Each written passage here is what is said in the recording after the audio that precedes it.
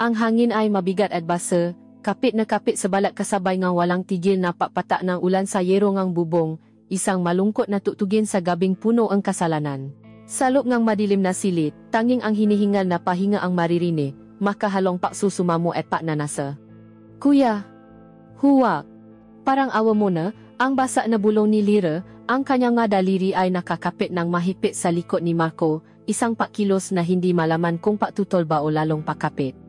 Ang init ng hininga ni Marco ay bumubulong sa kanyang tainga, masalitang puno ang pagsisisi ngunit hindi mapigilan ang ginagawa, patawarin mo ako, Lyra, patawarin mo ako.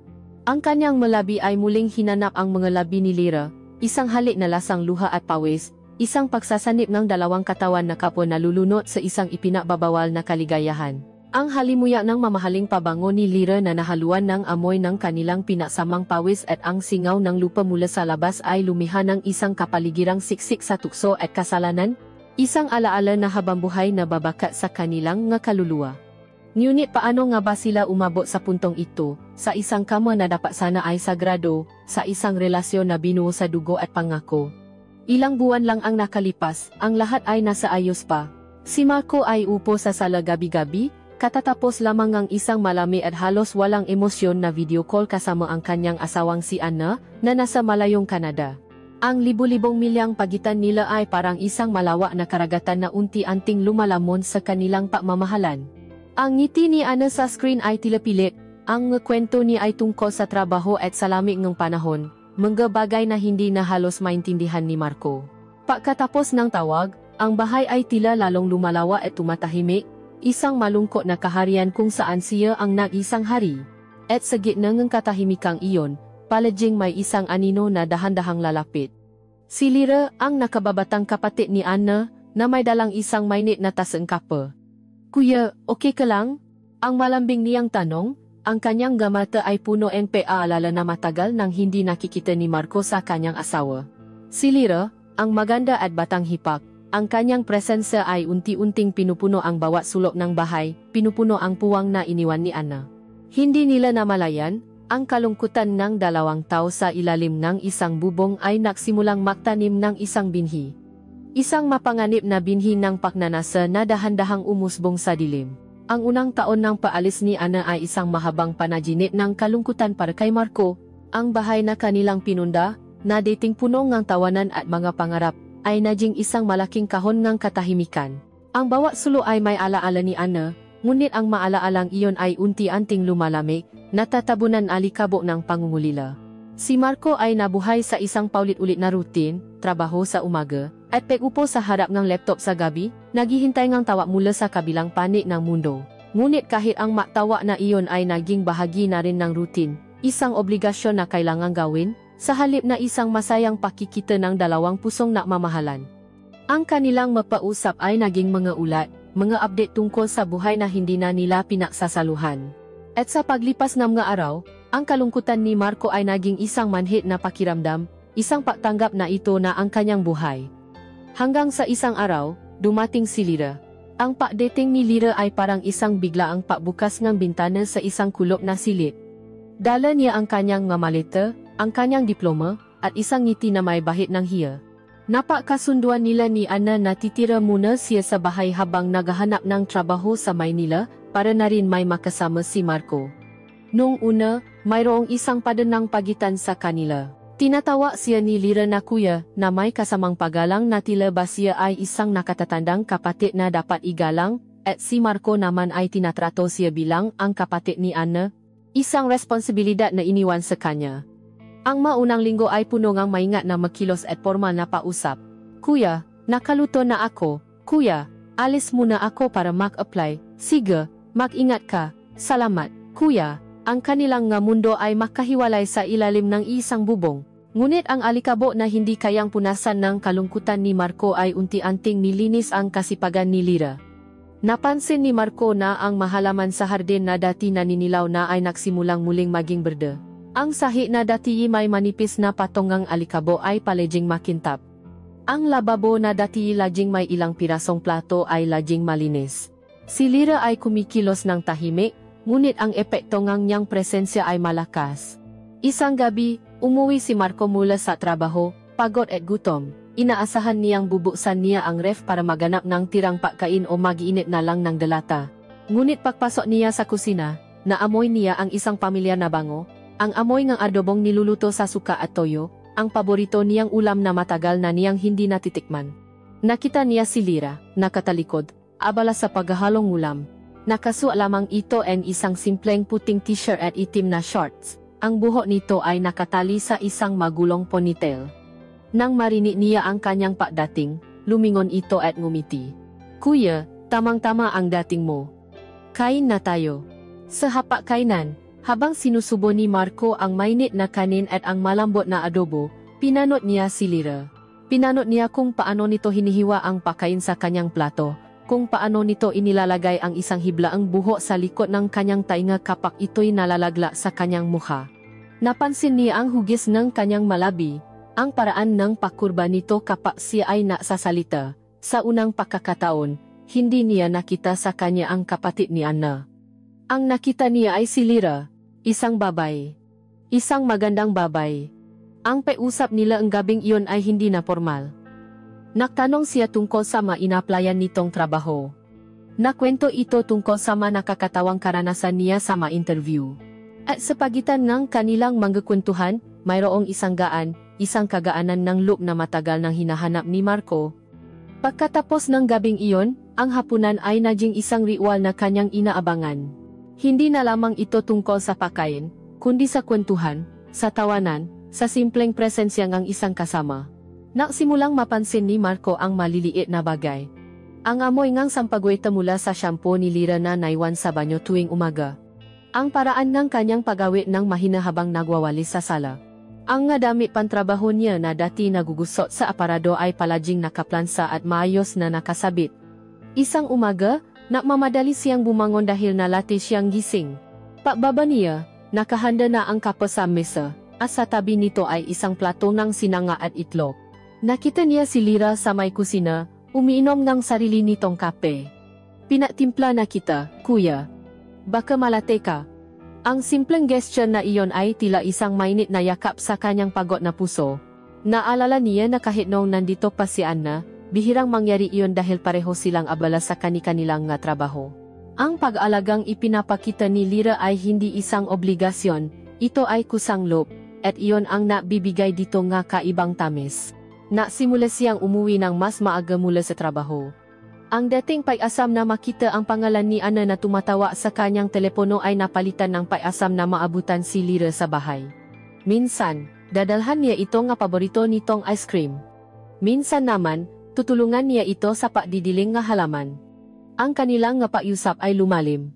Mula sa mga simpleng kumusta ang araw mo, napunta ito sa mga pangarap, sa mga takot, sa mga kabiguan. Nalaman ni Marco ang tungkol sa dati nitong nobyo na nanloko dito. Nakita niya ang lungkot sa mga mata nito habang nakukwento, at naramdaman niya ang isang hindi may paliwanag na pagnanais na protektahan ito, na alisin ang lungkot na iyon.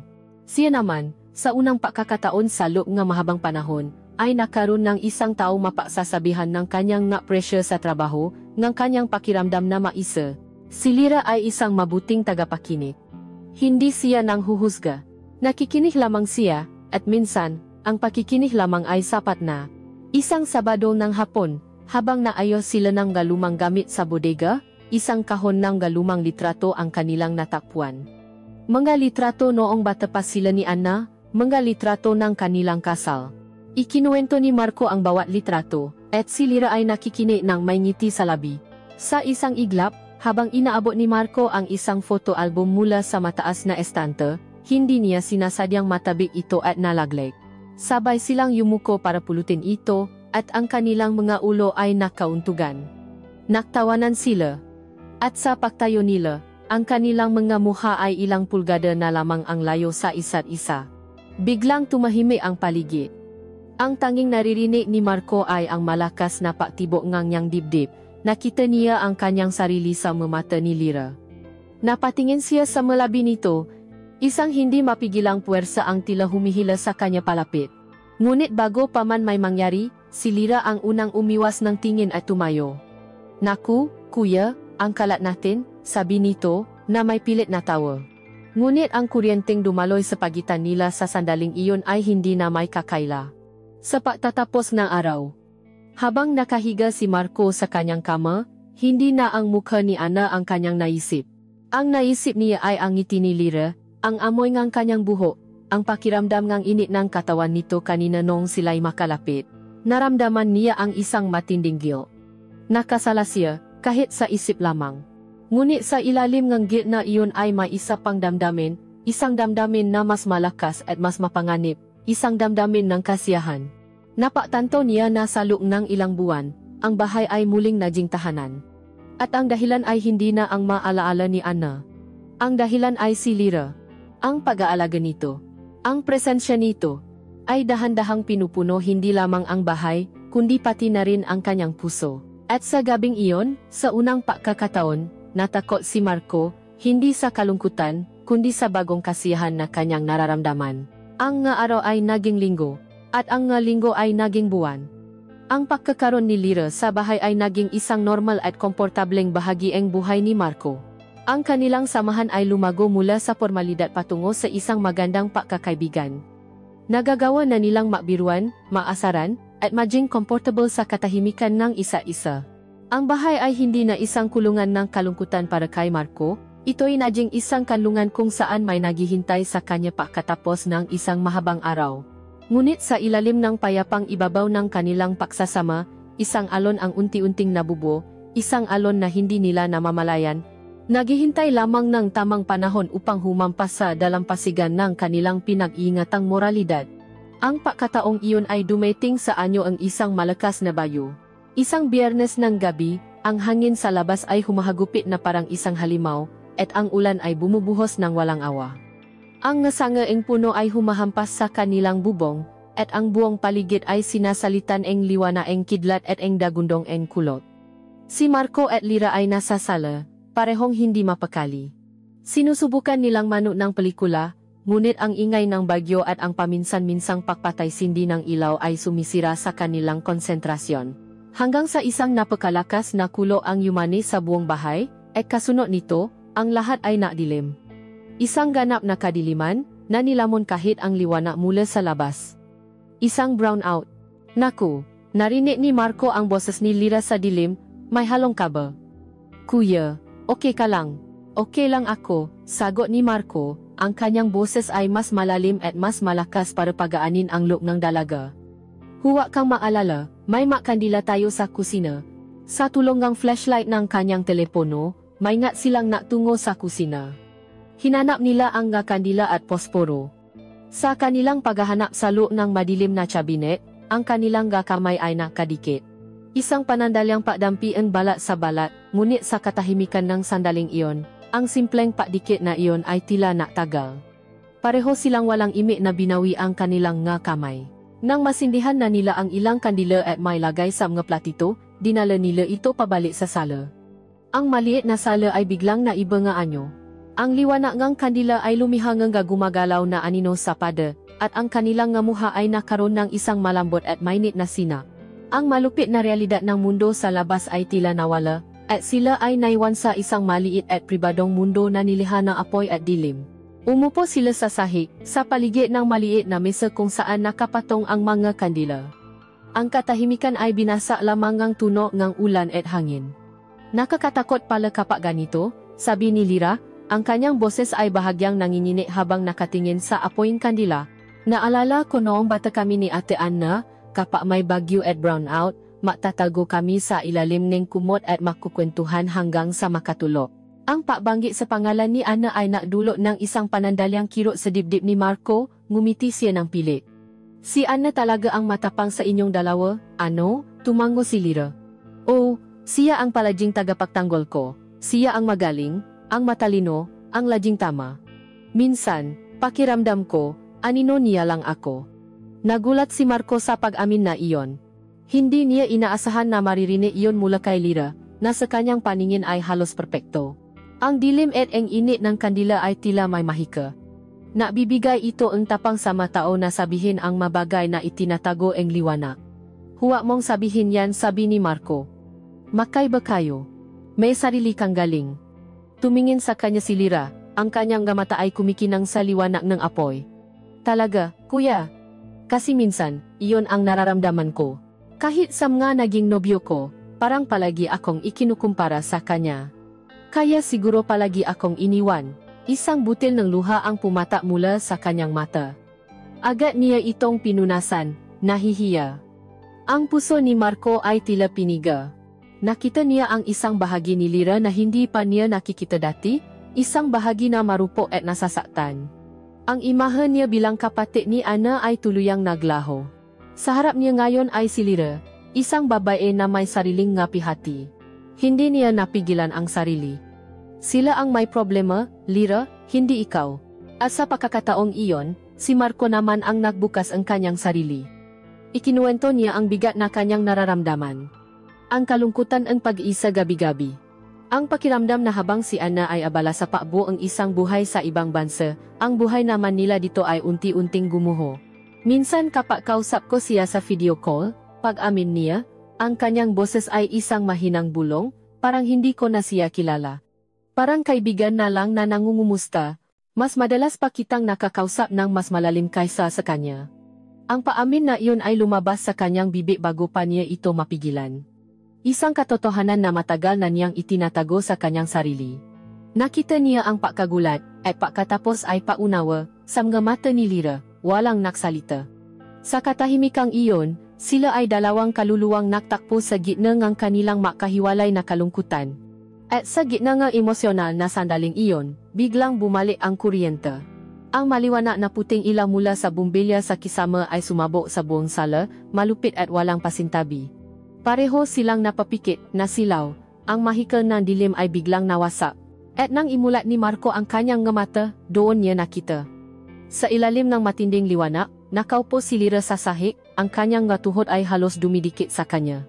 Nakasuot ito ng isang manipis na kulay abong t-shirt na pambahay. Dahil sa biglaang liwanag, ang tela ng t-shirt ay naging bahagyang transparent. Malinaw na bumakat ang hubog ng kanyang katawan. Nakita ni Marco ang manipis na linya ang strap ng kanyang bra. Nakita niya ang bakas ng pinong latse sa gilid nito. At higit sa lahat, nakita niya ang puno at bilo na hugis ng kanyang dibdib, isang perpektong kurba na tila hinulma ng isang artista. Ang imahe ay tumagal lamang ng isang segundo. Isang segundo na tila isang buong eternidad. Isang kuryente, mas malakas pa sa kuryenteng bumalik sa kanilang bahay, ang dumaloy sa buong katawan ni Marco. Ang kanyang pahinga ay biglang humigpit. Agad siyang nagiwas ng tingin, ang kanyang mukha ay naginit. Isang matinding pagnanasa, na sinundan ng isang rumaragasang alon ng pagkasala, ang bumalot sa kanya. Napansin ni Lyra ang kanyang biglaang paiwas. Tumingin ito sa sarili, at bahayang hinila ang laylayan ng kanyang t-shirt.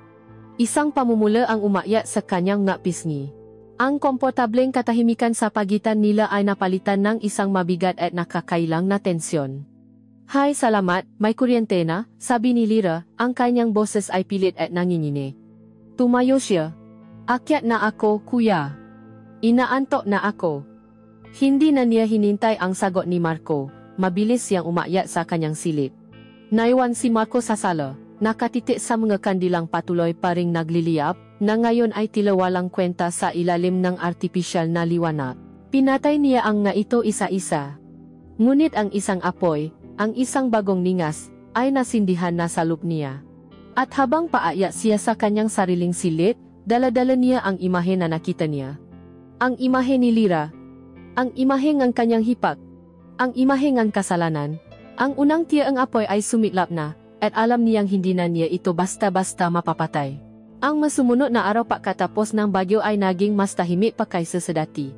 Ang kuryenteng bumalik sa kanilang bahay ay tila nakdala ng isang bagong boltahe sa pagitan nila ni Marco at Lyra, isang kuryenteng hindi nakikita ngunit ramdam na ramdam.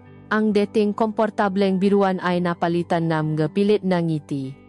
Ang mahahabang kwentuhan ay naging maikling palitan ng salita. "Kain na? Sige, alis na ako, ingat." Sinusubukan nilang bumalik sa dati, ngunit paano mo ibabalik ang isang bagay na nabasa na? Sa tuwing makakatinginan sila, ang alaala ng gabing iyon sa dilim ang kanilang paamin, ang biglaang liwanag, at ang imaheng bumakat sa manipis na damit ni Lyra ay bumabalik. Isang hindi nakikitang pader at kasabay nito, isang hindi may paliwanag na pangakit. Si Marco ay laging nag-iwas ang tingin, natatakot na baka makita ni Lyra sa kanyang nga mata ang pagnanasang sinisikap niyang itago. Si Lyra naman ay tila laging nahihiya, ang kanyang mapisngi ay madaling mamula sa tuwing matatama ang kanilang maalandas sa makitit na pasilaw mahay. Ang tensyon ay halos masasalat, isang mabigat na kumot na bumabalot sa kanilang dalawa. At sa gitna ng tensyong ito, ang tadhana ay gumawa ng paraan upang lalo pa silang paglapitin. Isang umaga, napansin ni Marco na hindi bumaba si Lyra para mag-agahan. Kakaiba iyon dahil si Lyra ay laging magang gumigising. Pagkatapos ang halos isang oras na paghihintay, ang kanyang paalala ay nanay sa kanyang pag-iwas, kinatok niya ang pinto ang silid nito. Lyra? Gising ka na ba? Walang sagot. Kinatok niya ulit, mas malakas. Lyra, okay ka lang? Narinig niya ang isang mahinang ungol mula sa loob. Dahan-dahan niyang pinihit ang seradura. Pumasok siya sa loob. Ang silid ni Lyra ay madilim, ang makapal na kortina ay nakasara pa. Nakita niya ang isang anyo sa ilalim ng makapal na kumot, nanginginig. Lumapit siya. Lyra? Hinawakan niya ang balikat nito. Ayos ka lang ba? Dahan-dahang iminulat ni Lyra ang kanyang mata. Ang nga ito ay mapupungay at namumula. Ang kanyang muha ay maputla ngunit may mga pulang bahit sa kanyang nga pisngi. Kuya. Ang kanyang boses ay paos at mahina. Ang sakit ng ulo ko. Ang lamig. Ipinatong ni Marco ang likod ng kanyang palat sa nonito. Nagulat siya sa tindi ng init. Nilalaknat ito ng mataas. Ang lahat ng paiwas at pakailang ay biglang naglaho. Ang tanging natira ay ang purong paalala. Diyos ko, ang taas ng lagnat mo, sabi niya. Huwag kang alis diyan. Tatawa ako sa opisina na hindi ako papasok. Aalagaan kita. Ang araw na iyon ay naging isang pagsubok para kay Marco. Bumili siya ng gamot sa botika. Nagluto siya ng mainit na lugaw. Dinalhan niya ito ng tubig at gamot sa kanyang silid. Ang bawat kilos niya ay maingat, puno ng kapag-alala. Ngunit habang ginagawa niya ang mga ito, hindi niya maiwasang mapakmasdan si Lyra sa kanyang kahinaan. Nakahiga ito sa kama, ang magulo niyang buho ay nakakalat sa unan. Ang karaniwan niyang sigla ay nawala, napalitan ng isang marupo na kagandahan. Nakasuot ito ng isang manipis na pantulo na kulay peach, isang damit na may maninipis na strap na gawa sa seda. Ang damit ay bahagyang nakabukas sa may lik, na papakita ng kanyang balat na mamula-mula dahil sa laknat. Sa bawat pahinga nito, ang kanyang dibdib ay marahang tumataas at bumababa. Sinubukan ni Marco na ituon ang kanyang isip sa paalaga, ngunit ang isang bahagi ng kanyang pakatao, isang bahagi na hayop at makasalanan, ay nagigising. Kinahapunan, hindi pa rin bumababa ang laknat nito. Naalala niya ang ginagawa ang kanyang inanong bata pa siya. Kailangan niya itong punasan ang maligamgam na tubig para mapababa ang init ng katawan. Nainit siya ng tubig at kumuha ng linis na bimpo. Pumasok siyang muli sa silid. Lyra, mahina niyang sabi. Pupunasan kita para bumaba ang lagnat mo, okay lang ba? Tumango lamang ito, masyadong mahina para magsalita. Umupo siya sa gilid ng kama. Ang amoy ng lagnat nito ay nahahaluan ng matamis na amoy ng kanyang balat. Ang kanyang puso ay nagsimulang tumibo ng mas mabilis. Isinawsaw niya ang bimpo sa tubig, piniga ito, at dahan-dahang sinimulang ipahit sa ni Lyra. Pagkatapos ay sa kanyang nga pisngi, sa kanyang li. Ang bawat pakdampi ang basang bimpo sa mainit niyang balat ay nadudulo ang isang kakaibang kilabot kay Marco. Napatingin siya sa balat nito, sa kinis nito, sa pagiging perpekto nito. Ang braso mo, sabi niya, ang kanyang boses ay tila kinakapos. Itinaas ni Lyra ang kanyang braso. Dahan-dahang pinunasan ni Marco ang balat mula sa kanyang balikat pababa sa kanyang makdaliri. Ang kanyang makbalikat ay balingkinitan at makinis. Habang pinupunasan niya ito, ang manipis na strapmeng pantulok nito ay bahagyang dumulas, nakpapakita ng higit pang balat. Hindi napigilan ni Marco na mapatingin. Ang kanyang nga mata ay naakit sa kurbang ang kanyang balikat, sa guhit ng kanyang collarbone, at sa itaas na bahagi ng kanyang dibdib. Ang kanyang dibdib ay marahang gumagalaw sa bawat paghinga. Nakikita niya ang bahagyang anino sa pagitan ng kanyang nga suso. Isang apoy ang biglang nagliyap sa kanyang kalamnan. Ang kanyang lalamunan ay biglang nanuyo. Ang kanyang pahinga ay bumigat, halos kasabay ng pahinga ng may sakit na dalaga. Sinabi niya sa kanyang sarili na ginagawa lamang niya ang tama. Tungkulin niya ito. Siya ang nakatatanda, ang tagapag-alaga, ngunit ang kanyang nakamay ay nanginginig, ang kanyang mamata ay hindi mapigilan sa paglalakbay. Pagkatapos ng isang braso, ang isa naman. Ang bawat pulgadang galat na kanyang nadadampian ay tila naiwan ang marka, hindi sa balat ni Lyra, kundi sa kanyang isipan. Ang pakiramdam ngang init ng lagnat nito ay naging init ng pagnanasa sa kanyang imahinasyon. Ang imahe ng kanyang katawan noong gabing bumalik ang kuryente ay bumalik sa kanyang isipan, mas malinaw, mas detalyado. At ngayon, narito siya, ilang pulgada lamang mula sa katotohanan ng imaheng iyon. Nakita niya ang pagiging perpektong kanyang balat, ang kahinaan sa kanyang kalagayan, at sa halip na makaramdam ng awa, ang una niyang naramdaman ay isang matinding pang-aakit. Isang kasalanan, Kuya Marco. Narinig niyang bulong ni Lyra, ang kanyang nga mata ay bahagyang nakabukas. Ang pagbanggit nito sa kanyang pangalan na walang kasamang pagalang ay tila isang imbitasyon, isang pabasa sa huling pada na kanilang pinanghahawakan. Tumingin si Marco sa mukha nito, ang kanyang malabi ay bahagyang nakaawang, tuyo dahil sa lagnat. Naramdaman niya ang isang hindi mapigilang pagnanais na halikan ang malabing iyon. Ang pagnanasang iyon ay napakalakas, halos pisikal na masakit. Napatayo siya bigla. Magpahinga ka na, sabi niya. Ang kanyang boses ay garalgal at hindi niya halos makilala. Kukuha lang ako ng tubig. Mabilis siyang lumabas ang silid, hindi na lumingon pa. Nakulong siya sa banyo. Sumandal siya sa malamig na pada, hinihingal na parabang siya ang tumakbo ng isang milya. Tumingin siya sa salamin. Ang nakita niya ay isang lalaking may mga matang nagliliyap sa pagnanasa, isang lalaking nakakanulo sa kanyang asawa sa kanyang isipan. Ang kanyang refleksyon ay tila isang estranghero, isang taong kinasusuklaman niya. Binuksan niya ang gripo at paulit-ulit na hinilamusan ang kanyang muhangang malamig na tubig, sinusubukang hugasan ang dumi, ang kasalanan, ang init na nararamdaman niya. Ngunit alam niya, habang tumutulo ang tubig sa kanyang mukha, nahuli na ang lahat, ang tukso ng laman ay hindi na isang ideya lamang. Ito ay isang tunay na karanasan. Nadama na niya ang init ng balat nito. Nakita na niya ang hubog ng katawan nito. At ang apoy na nasindihan noong gabing iyon ng brownout ay hindi na lamang isang maliit na ningas. Ito ay isang nangangalit na apoy, nagbabantang sunugin ang lahat, at alam niyang siya mismo ay handa ng magpalamon dito. Ilang araw ang lumipas. Ang lagnat ni Lyra ay tuluyan ng nawala, at kasabay ng pabalik ng kanyang lakas ay ang pabalik din ng kanyang dating sigla. Ngunit mayroong isang bagay na nagiba. Ang pakailang na namagitan sa kanila bago siya makasakit ay napalitan ng isang kakaibang kamalayan. Ang ngaalaala ng paalaga ni Marco ang padampingang kanyang nga kamay sa mainit nitong nu, ang paalala sa kanyang nga mata, ang kanyang pagiging presente ay naiwan ng isang malalim na bakas sa puso ni Lyra. Para naman kay Marco, ang maaraw na iyon ay isang matamis na pahirap. Ang imahe ni Lyra na nakahiga sa kama, marupo at maganda sa kanyang damit pantulo, ay isang multo na patuloy na bumabagaba sa kanyang isipan sa gabi at sumusunod sa kanya kahit sa trabaho. Ang dating simpleng patingin niya sa dalaga bilang kanyang hipa ay tuluyan ng nabura. Sa tuwing nakikita niya ito ngayon, ang nakikita niya ay isang babae na pinanasaan niya, at ang katotohanan iyon ay sabay na nabibigay sa kanya ng kilabot at isang lihim na kagalakan. Isang hapon, habang nakakapa sila sa hardin, nagsalita si Lyra. Kuya, sabi nito, ang kanyang boses ay malinaw at puno ng isang bagong kumpiyansa. Gusto kong magluto ng espesyal na hapunan sa Sabado. Bilang pasasalamat sa pag-alaga mo sa akin. Tumingin si Marco sa kanya. Ang sikat ng araw sa hapon ay tumatama sa kanyang buhok, nagbibigay ditong ang isang gintong sinak. Ngumiti ito, at sa ngiting iyon, nakita ni Marco ang isang determinasyon na hindi niya pa nakikita dati. Hindi mo na kailangang gawin yon, Lyra. Tungkulin ko naman yon, gusto ko, pagpupumilit nito.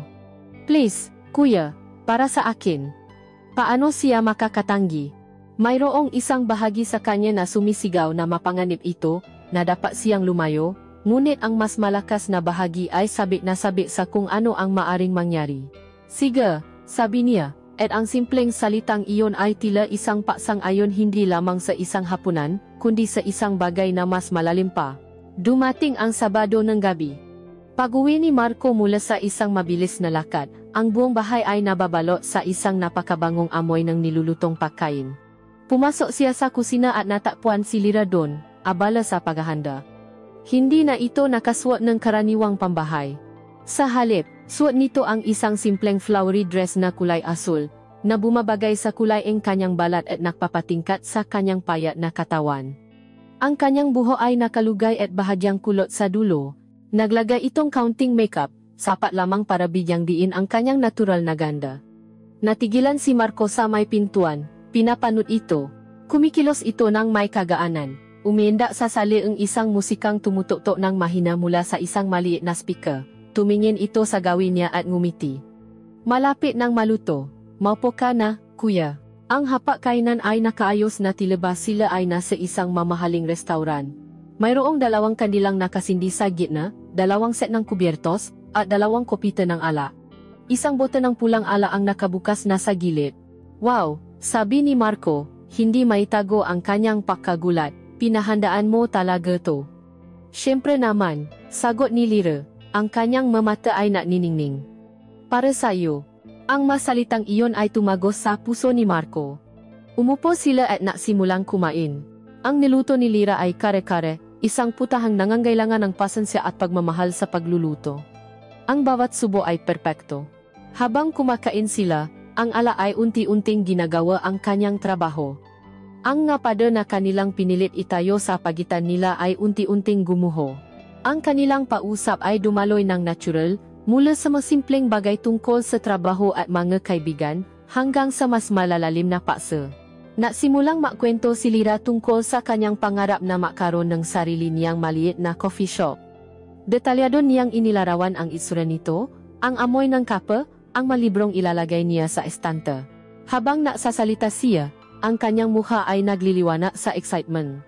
Si Marco ay nakikinig lamang, nabibiyani sa kanyang passion. Wala siyang maalala kung kailan niya huling narinig si Ana na magsalita ng may ganitong sigla tungkol sa isang pangarap. Si Marco naman ay nabahagi nga niyang sariling ngalihim, mga bagay na hindi niya pa nasasabi kahit kanino. Ikinuwento niya kung paano, bago siya maging arkitekto, ang tunay niyang pangarap ay maging isang musikero. Tumawa si Lyra. Talaga, kuya? Anong instrumento? Gitara, sabi niya, napapangkiti sa alala. Pero sabi na tatay ko, walang para sa musika. Kaya ito, nagidisenyo ako ng bahay nga ibang tao, pero ang sarili kong bahay ng pangarap, hindi ko pa rin nabubuo. Tumingin sa kanya si Lyra, ang kanyang tawa ay napalitan ng isang malambot na ekspresyon. Inabot nito ang kanyang kamay sa ibabaw ng mesa at hinawakan ang kamay ni Marco. Kaya mo pang buuin yon, kuya. Ang init ng kanyang palat ay tila isang kuryenteng gumapang sa buong katawan ni Marco. Hindi niya binawi ang kanyang kamay. Hinayaan niya lang itong manatili doon, makadikit, sa ilalim ng liwanag ng kandila. Nang matapos ang hapunan, napresenta si Marco na mahugas ng plato. Ako na, sabi ni Lyra. Ako ang nagluto, dapat ako rin ang mahugas. Tulungan na lang kita, sabi ni Marco, ayaw pang matapos ang gabi. Natungo sila sa kusina. Ang espasyo doon ay mas maliit, mas intimo. Habang nasasabon si Lyra ng plato at nagbabanlaw naman si Marco, ang kanilang braso at balikat ay paminsan-minsang nakakadikit. Ang bawat pagdampi ay naiwan ng isang nagbabagang marka. Nang matapos sila, pinupunasan na lamang nila ang kanilang mga kamay. Humarap si Lyra kay Marco. Ang kanilang magkatawan ay ilang pulgada na lamang ang pagitan. Tumingala ito sa kanya, ang kanyang mga mata ay seryoso at puno ng isang emosyon na hindi pa niya nakikita dati. Salamat sa lahat, kuya, sabi nito, ang kanyang boses ay isang mahinang bulong. Hindi lang sa paalaga mo sa akin noong may sakit ako. Salamat sa pakikinig. Salamat sa pagiging andiyan. Ang paggamit niya ng salitang kuya ay tila isa na lamang nakasanayan, isang salitang nawalan na ng dating kahulugan. Si Marco ay nakatiti lamang sa kanya, nawawala sa lalim ng kanyang mata. Naamoy niya ang alak sa hininga nito, ang banayat na pabango sa kanyang lig, ang amoy ng kanyang pagkababae. Ang lahat ng panyanasang kanyang pinigilan, ang lahat ng kalungkutang kanyang kinimkim, ang lahat ng pangungulila sa isang haplos, lahat ng iyon ay umabot sa sukdulan. Ang boses ng konsensus sa kanyang isipan ay tuluyan ng nalunok sa malakas na patibo ng kanyang puso. Wala ng tama o mali, ang tanging naroon ay ang sandaling iyon. Ang tanging naroon ay si Lyra, hindi na niya napigilan ang kanyang sarili. Dahan-dahan, yumuko siya. Nakita niya ang bahagyang pagkagulat sa mga mata ni Lyra, ngunit hindi ito umiwas. Isang pagpayag. At pagkatapos, ang kanyang ngalabi ay dumampi sa ngalabi nito. Ang unang halik ay malambot at maingat, isang pagtatanong. Lasang ala at tamis. Napapikit si Marco, ninamnam ang sandali. At pagkatapos, naramdaman niya ang pagtugon ni Lyra. Ang kanyang mga labi ay gumalaw kasabay ang kanya. Ang pag-alinlangan ay naging katiyakan. Ang halik ay biglang lumalim, naging marupdop, naging desperado. Isang halik na puno nga linggo ngang pinigil na pananasa, nga gabing puno ngang kalungkutan. Ikinulong kanyang nga kamay ang mukha nito, ang kanyang nga daliri ay lumubo sa malambot nitong buhok. Ang makamay naman ni Lyra ay umaya sa kanyang makbalikat, pagkatapos ay sa kanyang bato, kinakapitan siyang mahigpit na parabang natatakot itong isa lamang itong panaginip. Ang kanilang makatawan ay nakdikit, walang anumang espasyo sa pagitan. Ang halik ay naging isang sayaw nga dila, isang digmaan ng makdamdamin, isang pagsuko sa kasalanan. Nang sa wakas ay magiwalay sila, pareho silang hinihingal. Nakadikit pa rin ang kanilang ngano, ang kanilang hininga ay nagsasama sa hangin. Dahan-dahang iminulat ni Marco ang kanyang mata at sinalubong ang mata ni Lyra. Nakita niya rito ang isang halo-halong emosyon, kasiyahan, takot, at ang pagsisisi na alam niyang nararamdaman din niya. Walang nagsalita. Hindi na kailangan. Sa isang halik na iyon, lahat ay nasabi na. Ang linya ay tuluyan ng nalapasan. Ang apoy na kanilang sinubukang patayin ay tuluyan ng lumaki at naging isang hindi mapigilang suno. Nakatayo sila sa kusina, sa gitna nga anino at ng liwanag mula sa sala, 2 taong nakasala, na makasamang tinatekan ang kanilang kapalaran sa isang matamis at makasalanang halik. Ang maaraw na sumunod sa halik na iyon ay isang paglalakat sa napakanipis na alambre. Ang bahay na dati naging kanlungan ay naging isang hawla, kung saan ang bawat sulok ay puno ngang hindi masambit na tensyon. Si Marco at Lyra ay kumikilos na parang mamulto sa paligid ng isa-isa. Ang kanilang mga katawan ay puno ang kamalayan sa presensya ang isa, ngunit ang kanilang mga mata ay takot na maktama. Ang dating madaling pag-usap ay naging impossible. Ang katahimikan sa pagitan nila ay hindi na comfortable. Ito ay mabigat, siksik sa masalitang hindi masabi at sa madamdaming hindi dapat maramdaman. Isang umaga sa kusina, sabay nilang inabot ang pitsa ng tubig. Ang kanilang mga daliri ay nakdampi, at ang simpleng pakdikit na iyon ay nakdulot ng isang boltahe ng kuryente na pareho nilang ikinagulat. Mabilis nilang binawi ang kanilang makamay na parabang napaso. Hindi sila nagimikan, ngunit sa maikling sandaling iyon, ang alaala ng init ng kanilang ngalabi, ang lasa ng alak, at ang bigat ng kasalanan ay bumalik ng buong-buo. Alam nilang hindi na sila maring bumalik pa sa dati. Tumawid na sila sa isang hangganan, at nayon ay nasa isang mapanganib na teritoryo sila na hindi nila alam kung paano lalakaran. Ang tensyon ay umabot sa sukdulan isang gabi, halos isang linggo pagkatapos ng halik, gaya ang dati. Nakatakda ang lingguhang video call nila ni Anna. Ngunit sa pagkakataong ito, iba ang pakiramdam. Si Anna ay masayang-masaya, puno ng enerhiya habang ikinuwento ang kanyang bagong promotion sa ospital at ang paparating na ski trip kasama ang kanyang bagong kaibigan. Hindi mo man lang ako mamimiss? Birong tanong ni Marco, ngunit sa ilalim ng biro ay may tunay na pananabi para sa isang salita ng pagmamahal. Tumawa si Anna sa kabilang linya. Ano ka ba, mahal? Siyempre mamimiss kita. Pero alam mo na, sobrang busy dito, minsan wala na akong oras isipin ang lungkot. It's a good distraction. Dapat maging masaya ka para sa akin. Ang salita niya ay tila mga punya na tumusok sa puso ni Marco. Isang magandang distraction. Iyon na lang ba siya? Isang kalungkutan na kailangang takasan. Habang patuloy na nagsasalita si Anna tungkol sa plano na hindi siya kasama, sa isang buhay na malinaw na mas masaya nang wala siya, naramdaman ni Marco na siya ay unti-unting nagiging invisible, isang malayong alaala na lamang. Nang matapos ang tawag, hindi niya sinabi ang I love you, hindi rin ito sinabi ni Anna. Umupo si Marco sa dilim ng sala, ang screen ng laptop ay nagisa ng nagliliwanag. Ang pakiramdam en Peg-isa ay hindi kailanman naging ganito kabigat, ganito kasakit. Siya ay isang estranghero sa sarili niyang asawa, isang mueble sa sarili niyang bahay. Ang katahimikan ay halos nakakabingi. At sa gitna ng katahimikang iyon, narinig niya ang mahinang pagbukas ng isang pinto. Nakita niya ang anino ni Lyra sa pasilyo. Siguradong narinig nito ang bahagi ng kanyang pausap. Nakita nito ang epekto nito sa kanya. Ang kanilang mga mata ay natama sa dilim. Walang salitang namutawi, ngunit sa kanyang nga mata, nakita ni Marco ang isang bagay na matagal na niyang hinahanap mula kay Ana pag-unawa. Awa. At marahil, pagnanasa. Sa sandaling iyon, lahat ng kanyang pakpipigil, lahat ng kanyang pangangawiran, lahat ng kanyang pakukunwari na siya ay isang mabuting asawa, ay gumuho. Isang puwersa, mas malakas pa sa kanyang kalooban, ang naktula sa kanyang nga paa. Ang kalungkutan ay naging isang desperadong pangangailangan. Ang pangangailangan ay naging isang hindi mapigilang pagnanasa. Tumayo siya at naglakad patungo sa silid ni Lyra. Ang pinto ang silid nito ay bahagyang nakaawang. Dahan-dahan niya itong itinulak. Ang liwanag mula sa isang maliit na lampshade sa tabi ang kama nito ang tanging ilaw.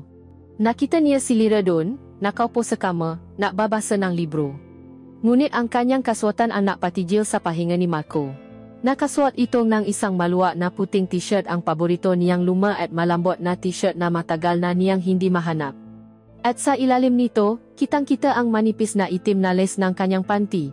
Ang kombinasyon ng inosente at na sensual, na pag-ari at na ipinagbabawal, ay isang imaheng napaalap sa bawat ugat sa kanyang katawan. Tumingala si Lyra mula sa kanyang libro, at nang makita siya nito, walang pagkagulat sa mga mata nito. Tila ba hinihintay na niya siya? Ibinaba nito ang kanyang libro. Ang katahimikan ay puno ng posibilidad. Humakbang si Marco palapit. Tumayo ito sa tabi ng kama, ang kanyang puso ay dumadagundong sa kanyang dibdib. Lyra, sabi niya, ang kanyang boses ay isang basa na bulong. Hindi ko na kaya. Hindi na niya ito hinintay na sumagot. Sa tatlong mabilis na hakbang, naroon na siya sa harap nito, at ang kanyang ngalabi ay sinakop, ang ngalabi nito. Ang halik ay hindi na malambot at natatanong tulad ng dati. Ito ay gutom, marahas, puno ng sakit at pangangailangan na naipon sa loob ng maraming buwan. Ang patutol na inaasahan niya mula kay Lyra ay hindi dumating. Sa halip, naramdaman niya ang pagsuko nito. Ang pagbukas ang ngalabi nito sa ilalim ng kanyang halik, ang pagkapit ng kamay nito sa kanyang damit. Itinulak niya ito pabalik hanggang sa ang likod ng tuhod nito ay tumama sa gilid ng kama. Ang kanyang makamay ay gumapang sa ilalim ng maluwag na t-shirt, at naramdaman niya ang init at kinis ng kanyang likod. Isang mahinang ungol ang kumawala sa malabi ni Lyra, isang tunog ng pagsuko. Narinig niya itong bumulong sa pagitan ng kanilang mga halik. Kuya, malito. Ngunit ang mga salita ay walang lakas, isang huling hininga ang konsensya bago ito tuluyang malunok sa dagat ng pagnanasa. Ang kanyang makamay ay nakpatuloy sa paglalakbay, mula sa kanyang likod, sa kanyang baywang, hanggang sa marating nito ang kanyang dibdib. Naramdaman niya ang puno at bilog na hugis ang kanyang masuso sa ilalim ng manipis na tela. Marahan niya itong hinaplos, at naramdaman niya ang patigas ang kanyang utong bilang tugon. Isang mas malakas na ungol ang narinig niya mula kay Lyra. Ang tunog na iyon ang tuluyang sumira sa natitira pa niyang pakpipigil. Sa isang malakas na kilos, binuhat niya ito. Naramdaman niya ang pakapit ng binti nito sa kanyang baywang. Inihiga niya ito sa kama, at sa isang sandali, tinitigan niya ito. Ang kanyang buho ay nakakalat sa unan, ang kanyang mga labi ay namumula at bahagyang nakaawang. Ang kanyang dibdib ay mabilis na tumataas at bumababa. Ang t-shirt niya ay umangat, nakpapakita ng itim na lasa na bumabalot sa kanyang pakababay. Siya ang pinakapangit at pinakamagandang tanawin na nakita niya sa buong buhay niya. Patawarin mo ako. Lyra! Bulong niya. Habang dahan-dahan niyang inaalis ang kanyang damit, at pagkatapos ay ang tanging kaswatan na natitira sa kanya. At sa wakas, ang pagsasanip ng kanilang katawan. Isang pagsasanip na sabay na masarap at masakit. Ang bawat tula ay isang paamin ng kanyang pagkakasala. Ang bawat ungol mula kay Lyra ay isang pagtanggap sa kanilang kasalanan. Wala nang pausap, tanging matunok na lamang ang pagnanasa, namga balat na nakikiskisan, namga hiningang nagahabol. Ito ay hindi paibig. Ito ay isang desperadong pagtatangke na punan ang isang malaking butas sa kanilang nga puso, gamit ang katawan ng isa't isa. Isang marahas na pag-angkin, isang matamis na pagsuko. Sa gitna ng kanilang pag-isa, naramdaman ni Marco ang papatak ng mainit na luha sa kanyang balikat. Hindi niya alam kung kaninong luha iyon, sa kanya ba, o kay Lyra, o marahil, sa kanilang dalawa. Nang matapos ang lahat, isang mabigat na katahimikan ang bumalot sa silid. Ang tanging maririnig ay ang kanilang hinihingal na pahinga at ang mahinang tunog ng aircon. Nakahiga sila sa tabi ng isa't isa, hindi nag-imikan, hindi nakakatinginan. Ang init ng pagnanasa ay mabilis na napalitan ng nanunuot na lamig ng pagsisisi. Ang katawan na ilang sandali lang ang nakalipas ay pinakmulan ng matinding kaligayahan ay ngayon ay isang paalala ng kanilang napagkalaking pagkakamali. Tumayo si Marco, pinulot ang kanyang damit, at walang salitang lumabas ng silid. Hindi siya lumingon. Alam niyang kung lilingon siya, baka hindi na niya kayang umalis pa. Pakbalik niya sa kanyang sariling madilim na silid, humiga siya sa kama at tumiti sa kisama. Ang kasalanan ay hindi na isang ideya. Ito ay isang katotohanan. Isang katotohanan na may amoy, may lasa at may bigat. Ang unang pagbagsa ay nangyari na. At sa dilim, alam niyang simula pa lamang ito. Simula pa lamang ang kanilang pagkahulo sa isang napakalalim na bangin. Kung ang unang beses nilang pagsiping ay isang marahas na bagyoeng disprasyon at pagkakasala, ang nga sumunod na pagkakataon ay ang unti-unting pagkalunot sa isang mapayapang ngunit napakalalim na dagat ng pagnanasa. Ang umaga pagkatapos ang gabing iyon ay halos hindi nila makayanan. Ang bigat ng kasalanan ay nakaupo sa pagitan nila sa almusal, isang hindi nakikitang panauhin na sumisira sa lasa ng kape at tinapay. Hindi sila makatingin sa isa-isa. Ang bawat tunog sa bahay, ang pagtita ng orasan, ang paguni ng ref ay tila sumisiga ng kanilang pagkakamali. Inakala ni Marco na iyon na ang katapusan. Isang gabi nga hinaan na susubukan nilang kalimutan, kahit impossible. Ngunit ang lason ng ipinagbabawal na prutas, kapag natikman na, ay naiwan ng isang uhaw na hindi na kayang pawiin ng ordinaryong tubig. Lumipas ang 2 araw nga halos hindi pag-imikan. Ngunit ang katahimikan ay hindi nagdulot ng distansya. Sa halip, ito'y nagpatindi sa kamalayan nila sa isa-isa. Ang bawat pagdaan ni Lyra sa harap ni Marco ay isang anyaya. Ang bawat sulyap ni Marco kay Lyra ay isang pangako. Ang hangin sa pagitan nila ay siksik-sam nga hindi masabi. Isang gabi, habang naayos si Lyra ng mga libro sa sala, lumapit si Marco. Wala siyang sinabi. Hinawakan lamang niya ang kamay nito. Tumingin sa kanya si Lyra, ang kanyang nga mata ay nagtatanong, ngunit mayroon ding paksang-ayon. Hinila siya ni Marco palapit, at sa pagkakataong ito, ang kanilang halik ay hindi na marahas. Ito ay dahan-dahan, sinasadya, isang pag-amin na pareho nilang gusto ito, na pareho silang handa ng malunot. Dinala niya ito sa kanyang silid, sa kama na dati pinaksasaluhan nila ni Anna. At sa gabing iyon, ang kanilang pagsisiping ay isang patuklas. Dahan-dahan niyang ginalugad ang bawat sulok ng katawan nito, na tila ba isang banal na templong ngayon lamang niya napasukan. Ang bawat haplos, bawat halik, ay isang pagsamba. At sa gabing iyon, natuklasan nilang hindi sapat ang isang beses. Hindi na ito isang pagkakamali, ito ay isang pagpili. Isang pagpili na paulit-ulit nilang gagawin. Ang mga sumunod na linggo ay isang pagbura sa dating mundo at pagbuwang isang bago. Ang bahay na dati pag-ari ni na Marco at Anna ay naging lihim na paraiso ni na Marco at Lyra. Ang takot at pagkakasala ay hindi tuluyang nawala, ngunit natabunan ito ang mas malakas na puwersa, ang pagkalulong. Naging adik sila sa isa-isa, sa init ng balat, sa lasa ng ngahalik, sa maungon ng kaligayahan. Ang bawat bahagi ng bahay ay naging saksi sa kanilang ipinagbabawal na paibig. Ang sala, kung saan sila ay dapat na nag-usap lamang bilang makbayaw, ay naging isang entablado ang kanilang pagnanasa. Sa kalagitnaan ng isang nakakainip na pelikula, ang kamay ni Marco ay dahan-dahang gagapang sa hita ni Lyra. Ang isang simpleng haplos ay magiging isang halik, at ang halik ay magiging isang apoy na mabilis kumalat. Itutumba niya ito sa malambot na sofa, ang kanilang mga katawan ay mapupumiglas sa ilalim ng kumikinang na ilaw mula sa telebisyon. Ang panganib na baka may marinig na kapitbahay, ang takot na baka may biglang kumatok, ay nagbibigay lamang ng karagdagang anghang sa kanilang ginagawa. Ang kusina, ang pusong tahanan, ay naging sentro ng kanilang makamundong mapagnanasa. Isang hapon, habang nagluluto si Lyra, nakaswat lamang ng isang manipis na dastan na walang panloob, lumapit si Marco mula sa likod. Inamoy niya ang kanyang buhok, hinalikan ang kanyang bato. Ang bango, bulong niya. Ang alin, yung niluluto ko? Tanong ni Lyra, na may halong pang-akit sa kanyang boses. Ngumiti si Marco. Pareho. Ikinulong niya ito sa kanyang nga braso. Ang kanyang nga kamay ay gumapang sa ilalim ng duster, hinahanap ang init ng kanyang balat. Ang kanyang kamay ay hinaplos ang malusok nitong dibdib, at naramdaman niya ang paninigas ng meutong nito sa kanyang palat. Diyos ko, Lyra. Ang sarap mo, ungol niya sa taingan nito, isang papuri na hindi lamang para sa pagkain kundi para sa babaeng nasa kanyang nga bisig. Binuhat niya ito at iniupo sa malamig na ibabaw ng kitchen counter. Ang pagtatapo ng malamig na marmol at ng kanilang nainit na makatawan ay nadulot ng isang kakaibang kilabot.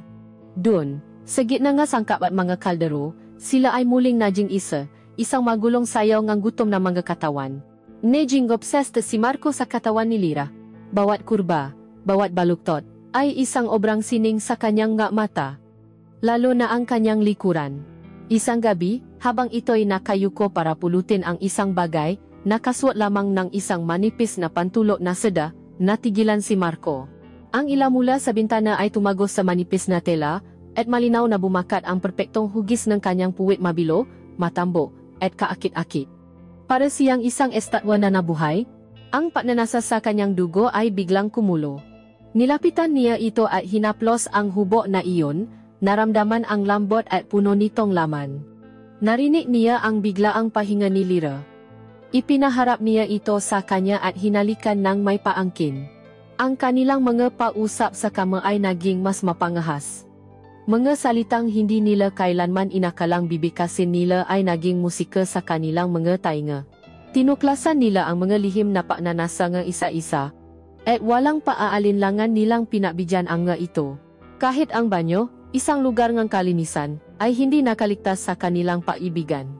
Sa isang mainit na gabi, habang naliligo si Lyra, pumasok si Marco. Nakita niya ang siluet nito sa likod ng shower curtain, isang malabong imahe ng isang diyosa. Pumasok siya sa loob, kasama nito, at hinayaan ang mainit na tubig na bumuhos sa kanilang mga katawan. Sa gitna ng makapal na singaw, ang kanyang nga kamay ay muling naging nga manggagalugat. Sinabon niya ang bawat pulgada ng tawan nito, mula sa kanyang buhok, sa kanyang mga balikat, pababa sa kanyang dibdib, na tila nga hino na prutas na kumikinang sa tubig. Hinaplos niya ang kanyang tiyan, ang kanyang maita, hanggang sa marating niya ang pinakatatagong bahagi nito. Isinandal niya ito sa malamig na tiles ng banyo, at habang ang tubig ay patuloy na dumadaloy, sila ay muling nagsama. Ang pakiramdam ay mas matindi, mas madulas, mas mapanganib. Marco. Dahan-dahan. Ungol ni Lyra. Ang kanyang makuko ay bumaon sa balat ni Marco habang ang init at sarap ay umaabot sa sukdulan. Ito ay isang paglilinis at pagdudumi ng sabay-sabay, isang binya sa kanilang kasalanan. Sa loob ng maikling panahong iyon, ang mundo nila ay umikot lamang sa kanilang dalawa. Ang nga tawa ni Anna ay naging isang obligasyong kailangang tapusin ng mabilis para makabalik sila sa kanilang lihim na mundo. Ang pagkakasala ay naging isang malayong bulong na lamang, madaling baliwalain sa harap na napakatinding pisikal na kaligayahan. Si Marco, na dating nalulunok sa kalungkutan, ay ngayon nalulunok sa katawan ni Lyra. At si Lyra, na dating anino lamang nganyang ate, ay ngayon ang reyna sa kanyang sariling kaharian. Hindi nila pinausapan ang hinaharap. Hindi nila pinausapan si Anna. Ang tanging mahalaga ay ang ngayon, ang bawat sandali na sila ay makasama, ang bawat pagnanasang kanilang pinagsasaluhan. Ito ay isang maganda at mapanganib na panaginip. At tulad ng lahat ng panaginip, alam nila sa isang sulok ng kanilang isipan na darating ang umaga, darating ang oras ng pagising. Ngunit sa ngayon, masaya silang nagpapakalunot sa dilim. Ang adiksyon ay isang matamis na lason, at sina Marco at Lyra ay masayang-masaya sa pag-inom nito araw-araw. Ang kanilang relasyon ay pumasok sa isang bagong yugto. Hindi na ito basta-basta pagnanasa. Ito ay naging isang pangangailangan, isang ritual, isang sikretong bumubuhay sa kanilang dalawa. Nakaroon sila ang sarili nilang mundo, isang mundong umira lamang sa loob napader ang bahay na iyon. Sa umaga, sila ang magbayaw, si Kuya Marco at si Lira, gumagalang at may distansya. Ngunit sa paglubok ng araw, sa paglilim ng paligid, sila ay naibang anyo. Sila ay nagiging magnanakaw sa gabi, ninanakaw ang mga sandaling hindi para sa kanila, sa isang kama na pag-ari ng iba. Naging eksperto sila sa pagkukunwari. Ang isang simpleng paabot ng asin sa hapakainan ay may kasamang isang segundo ng pagdamping ng galeri na puno ng kahulugan. Ang isang sulyap habang nakakapa ay isang pangako ng mga mangyayari sa paglipas ng gabi. Ang buhay nila ay naging isang dula, at sa entabladong iyon, sila ang pinakamagagaling na artista. Noong una, ang pagtatagong ito ay may kasamang kilig. Ang bawat ninakaw na halik sa kusina habang walang nakatingin, ang bawat tahimik na papasok ni Lira sa silid ni Marco sa kalaliman ng gabi, ay nakpapatindi sa kanilang pagnanasa. Ang panganib ay isang pampalasa na nakbibigay sarap sa kanilang ipinagbabawal na puta, na karon sila ng patakaran. Burahin kaagad ang mensahe. Huwag mag-usap tungkol sa kanila sa telepono. Laging isara ang mga kurtina. Ang patakarang ito ang kanilang naging Biblia, at ang pagsunod dito ay ang kanilang panalangin para hindi mahuli. Pakiramdam nila ay ligtas sila sa kanilang munting paraiso, isang kastilyong gawa sa mga kasinungalingan, na protektado mula sa mapanuring matangang mundo sa labas. Ngunit hindi natagal, natuklasan nilang ang mapada ng kanilang kastilyo ay gawa lamang sa salamin. Ang unang basa sa salamin ay dumating sa anyo ni Aling Nena, ang kanilang kapitbahay na mahilig makipagkwentuhan. Isang gabi, habang si Marco at Lira ay makayakap sa sofa sa sala, ninanamnam ang isang tahimik na sandali pagkatapos ng isang mainit na pagsisiping, may biglang kumatok sa pinto, nagulat sila. Ang kanilang mga katawan ay mabilis na nagiwalay na parabang napaso. Ang puso ni Marco ay kumabog ng napakabilis. Sino yan? Bulong ni Lira, ang takot ay bakas sa kanyang muha. Mabilis nilang inayos ang kanilang mga sarili. Inayos ni Marco ang gusot niyang damit, habang si Lira naman ay nakunwaring nagayos ng ngaunan sa sofa. Ako to Marco, si Nena. Sigaw boses mula sa labas. Huminga ng malalim si Marco, sinubukang pakalmahin ang sarili, at binuksan ang pinto, ngumiti si Aling Nena. Pasensya na sa abala, iho. Isasauli ko lang itong sandok, na hiniram ko kahapon. Ngumiti si Marco ng pilit, salamat, Aling Nena. Walang problema. Akala niya ay aalis na ito, ngunit naktagal pa ang tingin nito sa luunggahay, sa likod ni Marco. Aba, sabi nito, na may mapanusong ngiti. Akala ko kung ano nang nangyayari sa loop. Kanina kasi habang nadidili ako, napatingin ako sa bintana ninyo. May siwang kasi ang kurtina. Parang may nakita akong dalawang anino na makayakap. Siguro'y nanonood lang kayo ng romantikong pelikula ni Lira, ano? Nakakakilig naman. Ang dugo ni Marco ay tila nagelo sa kanyang nga ugat. Ngumiti lamang siya at tumango. O, Aling Nena. Maganda kasi yung pelikula. Nang may sara na niya ang pinto, sumandal siya rito, ang kanyang nga tuhod ay nanginginig. Sinalubong niya ang mga mata ni Lira, nakasing putla niya. Isang siwang sa kurtina. Iyon lang ang kinailangan. Ang kanilang lihim na paraiso ay may mga bintana. At sa labas ang mga bintanang iyon ay may mga matang mapanuri. Ang kiliin panganib ay biglang napalitan ang dalisay na takot. Simula ng gabing iyon, naging doble ang kanilang paingat. Ngunit ang takot, kapag naitanim na, ay mabilis na lumalaki at nagugat. Ang pangalawang pagyani ay mas malakas. Isang umaga, pagkatapos ang isang mapuso na pagsasama sa mismong kama ni Marco, na mamadaling bumalik si Lira sa kanyang silid. Ito ang araw ng dating ng kanilang labandera, at kailangan nilang maging maingat.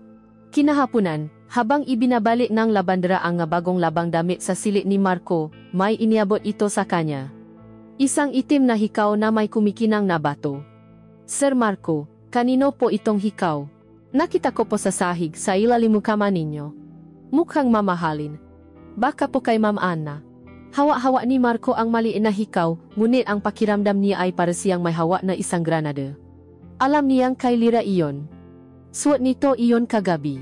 Ang kanyang utak ay mabilis na naisip ngang dahilan. Ang kanyang lalamunan ay tuyo. Ah, sabi niya, sinubukang gawing normal ang kanyang boses. Oh, kay Ana nga yan. Baka nalagla lang mula sa isa sa mga lumang gamit niya. Salamat. Itago mo na lang diyan sa ibabaw and drawer. Tumango ang labandera at umalis. Nang makalabas ito, isinara ni Marco ang pinto at napasuntok sa pada. Ang isang maliit na pagkakamali, isang piraso ng alahas, ay muntik nang sumira sa lahat. Nang gabing iyon, kinausap niya si Lyra. Hindi sa paraan ng isang manginibig, kundi sa paraan ng isang kasabwat sa krimen, ipinakita niya ang hikaw. Ano to? Tanong niya, ang kanyang boses ay malamig at mediin. Namutla si Lyra. Diyos ko, yung hikaw ko, nakita tong labandera, sabi ni Marco, sa ilalim ng kama ko. Tinanong niya kung kay Ana. Paano kung hindi ako nakaisip ng dahilan? Paano kung itinanong niya sayo? Lyra, kailangan nating maging mas maingat. Sa unang pagkakataon, nagkaroon ng tensyon sa pagitan nila na hindi dahil sa pagnanasa, kundi dahil sa takot. Hindi na ito isang laro. Ito ay isang operasyon na kailangang maging perpekto, dahil ang kabayaran sa pagkakamali ay ang pagkasira ng kanilang nga buhay. Ngunit ang pinakamatinding pagsubok ay dumating mula sa pinakmumulan mismo ang kanilang pagkakasala.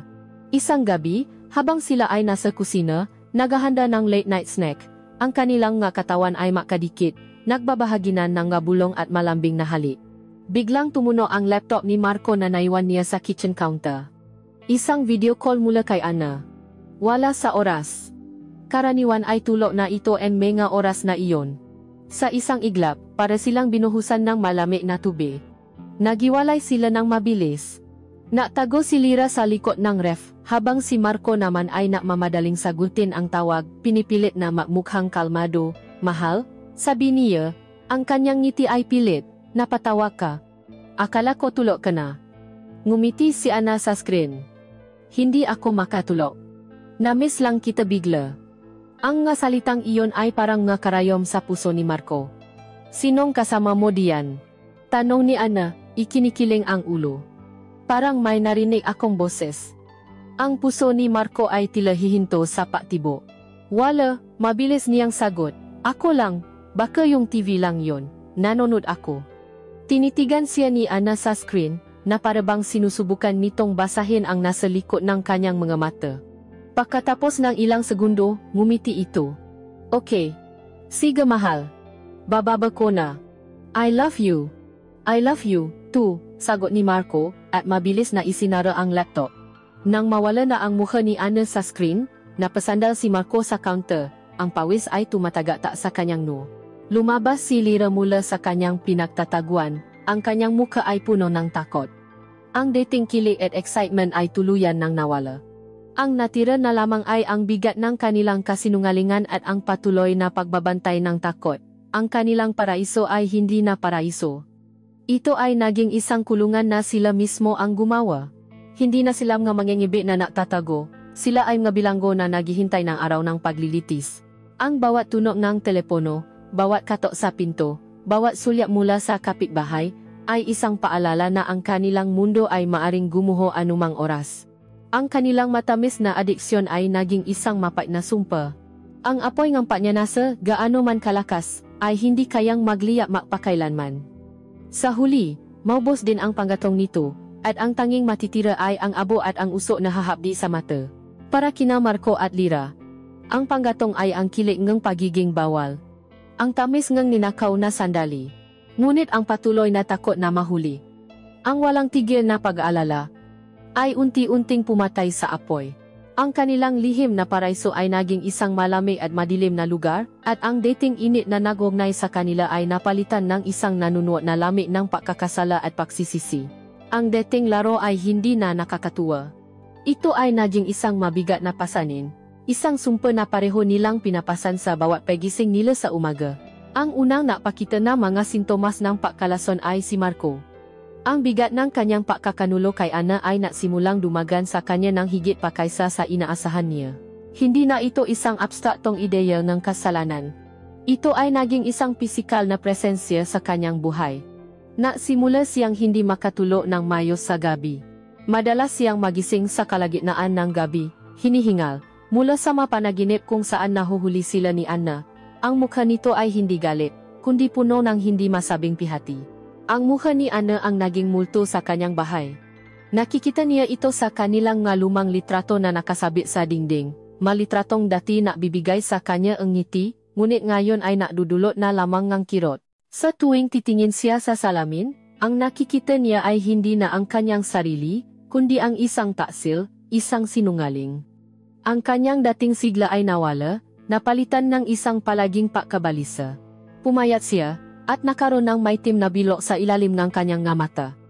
Ang trabaho niya, na dati kanyang ipinagmamalaki, ay naapektuhan. Ang kanyang isip ay laging lumilipad, bumabalik sa kasalanang nagawa niya sa loob ng sarili niyang pamamahay. Ang pinakamasalap na parusa ang kanyang konsensya ay dumating sa mga sandaling ng kanilang pag-isa ni Lyra. Ang katawan na dati kanyang sinasamba ay naging isang paalala ang kanyang kasalanan. Isang gabi, sa gitna ng kanilang pagtatalik, habang nakatitis siya sa mukha ni Lyra na puno ng kaligayahan, isang bagay na kataka-taka ang nangyari. Sa isang iglap, ang mukha ni Lyra ay tila na iba ang anyo.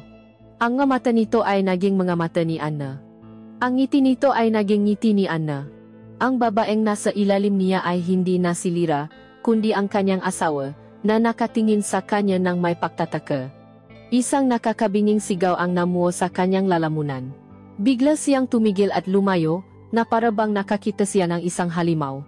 Naiwan si Lyra na nakahiga, naguguluhan at nasasaktan. "Marco, anong problema?" tanong nito. Ang sarap na nararamdaman ay biglang napalitan niyang pag-alala. Ngunit si Marco ay hindi makasagot. Mabilis siyang nabihis at lumabas ng silid, iniwan si Lyra na naisa sa dilim, puno nga tanong na walang kasagutan. Ang insidenteng iyon ay ang simula ng paglayo ng kanyang loop. Ang pagnanasa niya kay Lyra ay hindi nawala, ngunit ngayon, ito ay nababalutan na ang isang makapal na kumot ng takot at pakasuklam sa sarili. Sa kabilang banda, iba naman ang naging epekto ng kanilang relasyon kay Lyra. Kung para kay Marco, ang kanilang pagsasama ay isang paktakas na naging isang bangungot, para kay Lyra, ito ay nasimula bilang isang pagkakataon at anti-anting naging isang bagay na mas malalim. Ang atensyon at pagmamahal na ibinibigay sa kanya ni Marco, kahit na ito ininakaw, ay pumuno sa isang puwang sa kanyang puso na matagal nang walang laman. Sa piling ni Marco, hindi na siya ang kapatid ni Anna. Siya ay si Lyra, isang babaeng hinahangaan, isang babaeng pinananasaan. At habang lumalalim ang kanilang pisikal na relasyon, nasimula siyang umasa na mayroon din itong katumbas na emosyonal na lalim.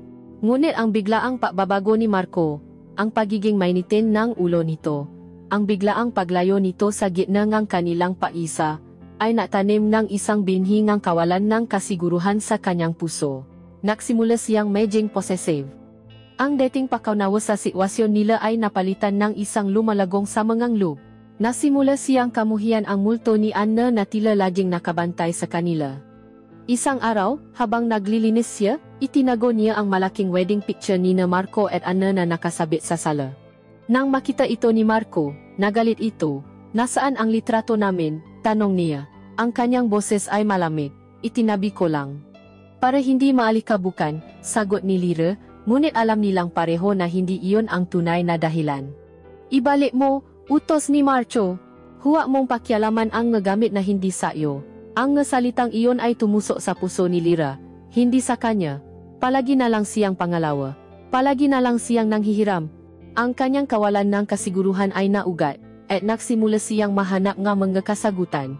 Mga kasagutan na alam niyang pareho nilang ikasasakit. "Marco, ano ba talaga tayo?" tanong niya isang gabi, habang sila'y nakahiga sa kama, makatalikod. Hindi sumagot si Marco. "May ibig sabihin ba sa'yo ang lahat ng to?" Pagpapatuloy niya, ang kanyang boses ay nanginginig. "O laro lang to para sa'yo?" Humarap si Marco sa kanya, ang kanyang mukha ay pagod at puno ng iritasyon. "Anong ina-expect mo, Lyra? Alam mo kung saan ka pumasok simula sa pool. Alam natin pareho na malito.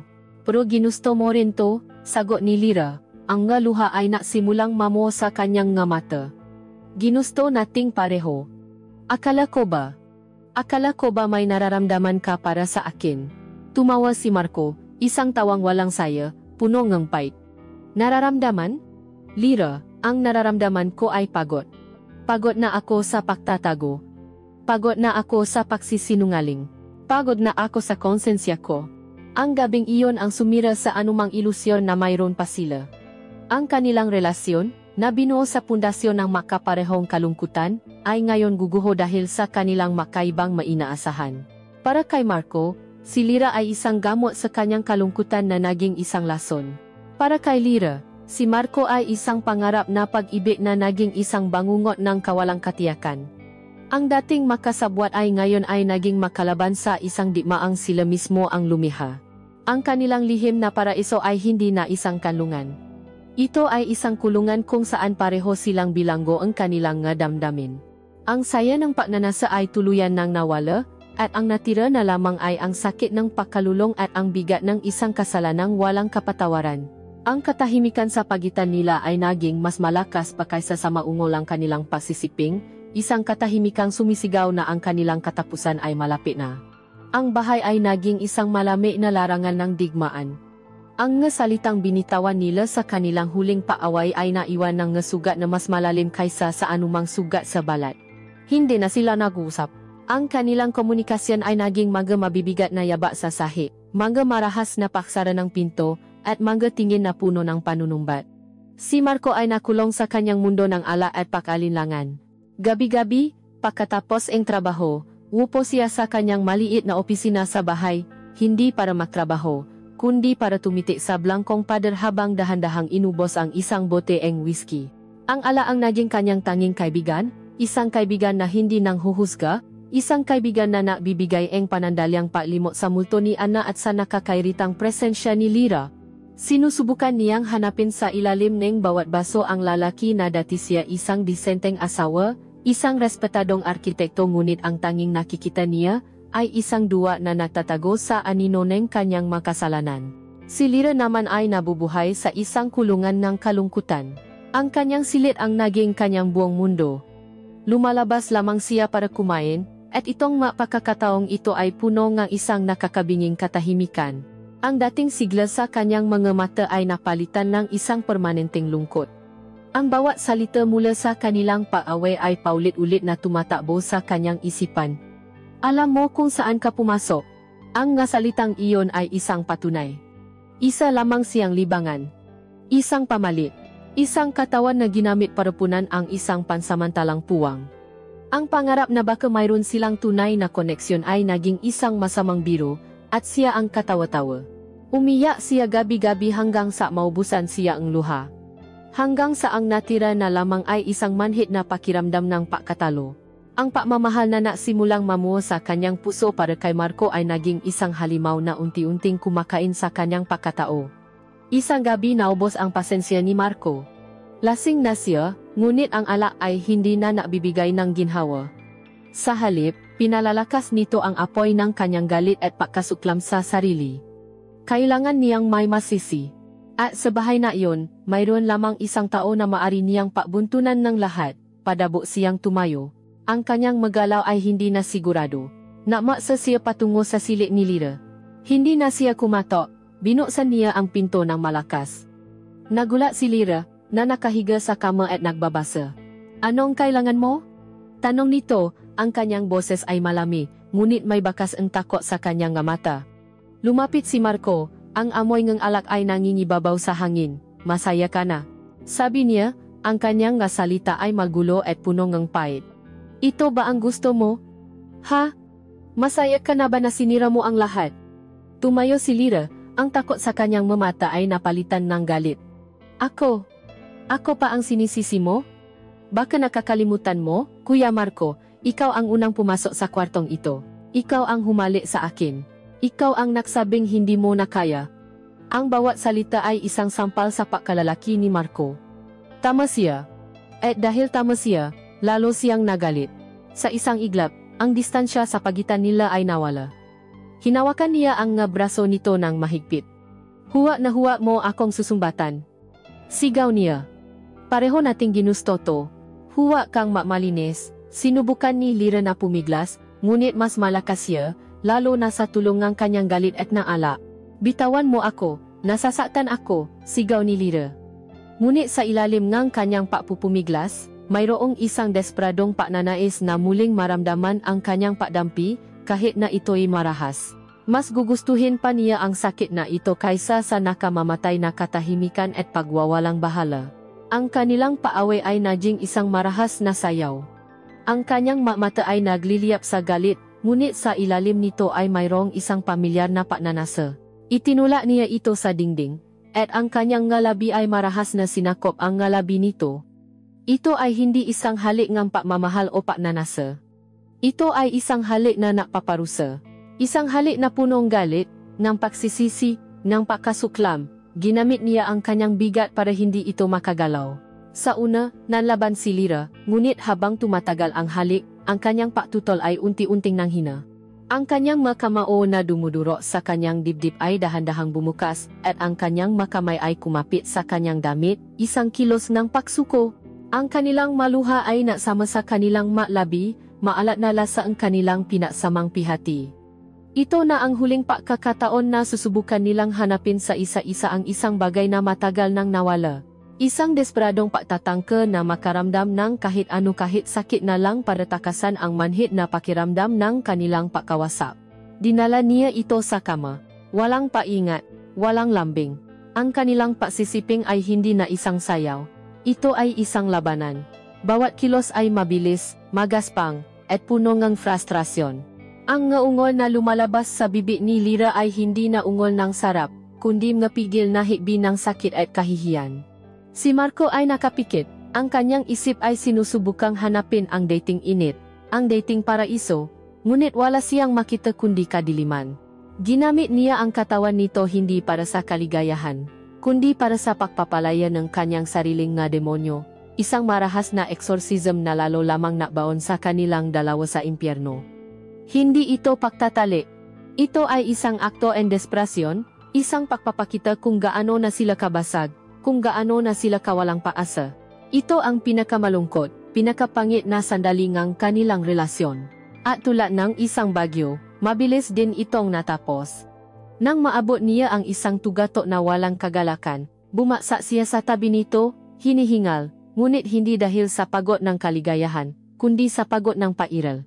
Ang adrenaline ay nawala, at ang malami at malupit na katotohanan ay bumalik, nakatalikod siya kay Lyra, nakatiti sa pada. Walang salita. Walang haplos. Ang tanging tuno sa silid ay ang kanilang mabibigat na paginga. At pagkatapos, narinig niya ito. Isang mahinang tuno, isang pigil na hikbi.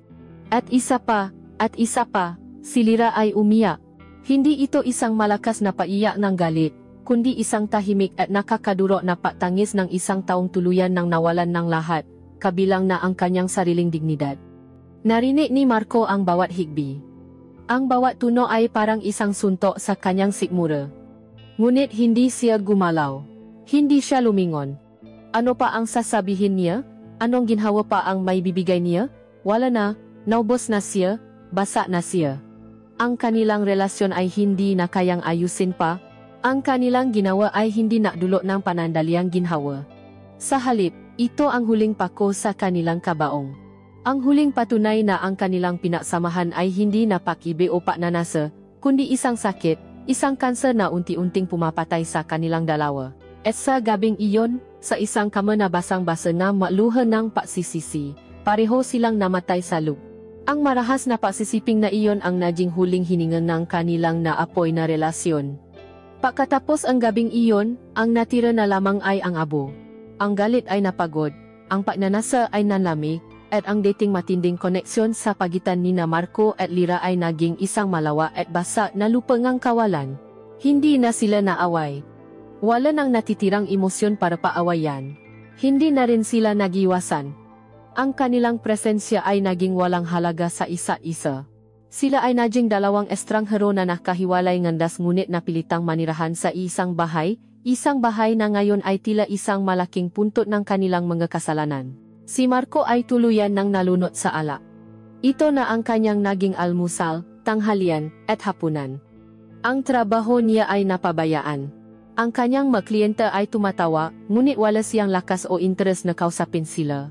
Ang kanyang buhay ay umikot na lamang sa paghihintay na lumubo ang araw para muli siyang makapapakalasing hanggang sa mawalan ng malay dahil sa patulo na lang niya natatakasan ang katotohanan. Ngunit kahit sa kanyang mapanaginip, ang kapayapaan ay mailap. Ang mukha ni Anna at ang umiyak na mukha ni Lyra ay nahahalo sa isang bangungot na paulit-ulit siyang ginigising. Si Lyra, sa kabilang dako, ay naging isang anino ngang kanyang dating sarili, ang dating kislap sa kanyang nga mata ay tuluyan nang namatay. Ang kanyang nga kilos ay naging mekanikal. Gigising siya, maglilinis ng bahay, magluluto ng pagkain na madalas ay hindi naman ginagalaw ni Marco, at pagkatapos ay makukulong muli sa kanyang silid. Tinanggap na niya ang kanyang lugar sa kwentong ito, siya ang pagkakamali, ang masakit na pagkakamali. Ang bawat sulok ng bahay ay isang paalala ng kanyang kahihiyan, ng kanyang katangahan sa paasang ang pagnanasa ay maaring maging paibig. Hindi na siya umiyak. Naubos na ang kanyang luha. Ang natira na lamang ay isang manhid at basa na pakiramdam sa kanyang dibdib, isang sugat na alam niyang hindi na kailanman maghihilom. Isang linggo ngang umaga, ang sikat ng araw ay pumasok sa bintana, maliwanag at masaya, isang malupit na kabalintunaan sa madilim na kapaligiran sa loob ng bahay. Si Lyra ay nasa kusina, nagluluto ng sinangag at itlog, hindi dahil gusto niya, kundi dahil iyon ang nakasanayan. Ang amoy ng kapa ay pumuno sa hangin. Sa isang ordinaryong umaga, ito sana ay isang eksena ng isang masayang tahanan. Bumaba si Marco, ang kanyang mukha ay namumukto dahil sa ala at kakulangan sa tulog. Umupo siya sa hapagkainan ng walang imi. Inilapak ni Lyra ang isang plato ng pagkain at isang tasa ang kape sa harap niya, hindi rin nagsasalita. Sa loob ng ilang sandali, mayroong isang ilusyon ng normalidad, isang nakakakilabot na katahimikan bago ang pinakamalakas na kulog. Kinuha ni Marco ang kanyang telepono, isang ugali na paraan para iwasan ang presensya ni Lyra. Nag-scroll siya sa mga balita, sa mga email na hindi niya pinapansin. At pagkatapos, isang mensahe ang pumasok. Ang tunog notification ay tila isang putok ng baril sa katahimikan ng kusina. Tiningnan niya ang screen. Ang pangalan ng napadala ay isang suntok sa kanyang sikmura. Ana mahal. Ang salitang mahal ay tila isang pangungutya. Dahan-dahan niyang binuksan ang mensahe, ang kanyang nga daliri ay bahagyang nanginginig. At binasa niya ang nga salita na tuluyang wawasak sa natitirang piraso ng kanyang mundo. Mahal, may sorpresa ako. Huwag kang magugulat ha. Uuwi na ako sa isang buwan. Inaprubahan na ng ospital ang transfer ko pabalik sa Pinas.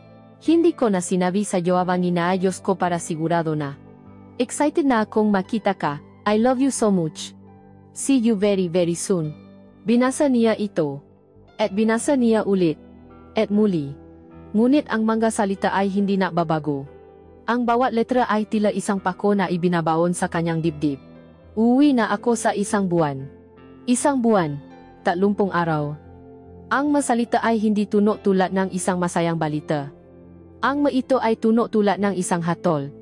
Isang sentensya ng kamatayan.